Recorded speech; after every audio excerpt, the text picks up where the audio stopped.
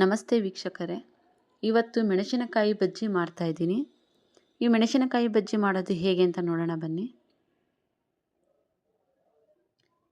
ಮೊದಲಿಗೆ ಮೆಣಸಿನಕಾಯಿಯನ್ನು ಹೀಗೆ ಉದ್ದವಾಗಿ ಕತ್ತರಿಸಿ ಅದರೊಳಗಿರುವಂತಹ ಬೀಜವನ್ನು ತೆಗೆದುಬಿಟ್ಟು 3ರಿಂದ 4 ನೀರಲ್ಲಿ ತೊಳ್ಕೊಂಡು ಇದಕ್ಕೆ ಸ್ವಲ್ಪ ಅಂದರೆ 1 ಚಮಚದಷ್ಟು ಉಪ್ಪನ್ನು ಹಾಕಿಬಿಟ್ಟು ಸ್ವಲ್ಪ ನೀರು ಹಾಕಿಬಿಟ್ಟು ಕುದಿಸ್ಬೇಕು.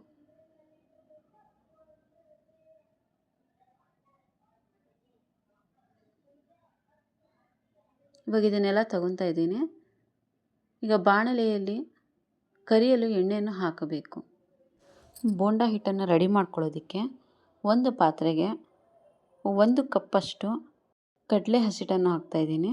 ಇದಕ್ಕೆ 2 ಚಮಚದಷ್ಟು ಕಾರ್ನ್ಫ್ಲೋರನ್ನು ಹಾಕಬೇಕು.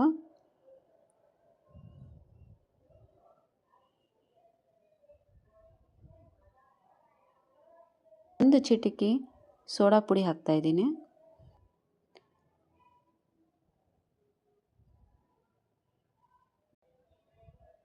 ಸ್ವಲ್ಪ ಗರಂ ಮಸಾಲ ಪೌಡರ್,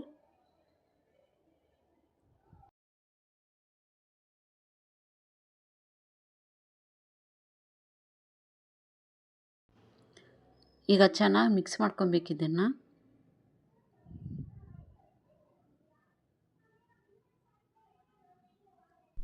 ಈಗ ಬಿಸಿಯಾಗಿರುವಂತಹ ಕುಕ್ಕಿಂಗ್ ಆಯಿಲನ್ನು 1-2 ಚಮಚದಷ್ಟು ಹಾಕ್ತಾ ಇದ್ದೀನಿ.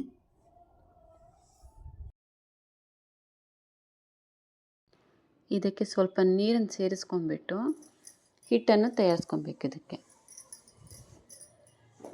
ತುಂಬ ತೆಳ್ಳಗೆ ಮಾಡ್ಕೊಬಾರ್ದು.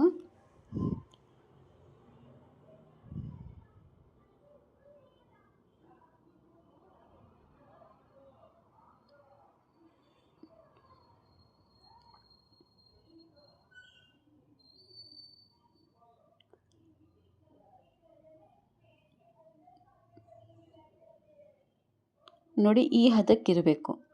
ಬೋಂಡ ಹಿಟ್ಟು ಈ ಹದಕ್ಕಿರಬೇಕು. ಇವಾಗ ಇದನ್ನು ಒಂದು ಉದ್ದನೆಯ ಗ್ಲಾಸನ್ನು ತೊಗೊಂಡ್ಬಿಟ್ಟು ಇದಕ್ಕೆ ಟ್ರಾನ್ಸ್ಫರ್ ಮಾಡ್ತಾಯಿದ್ದೀನಿ.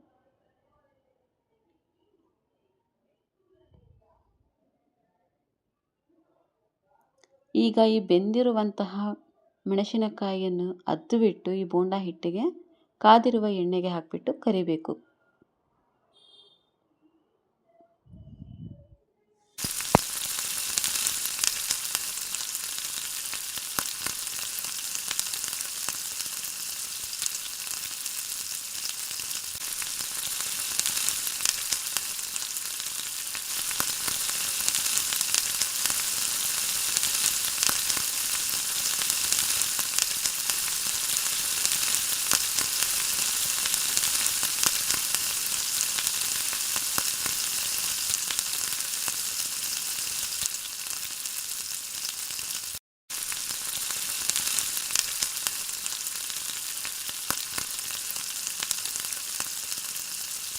ಗರಿಗರಿಯಾದ ಮೆಣಸಿನಕಾಯಿ ಬಜ್ಜಿ ಈಗ ರೆಡಿಯಾಗಿದೆ.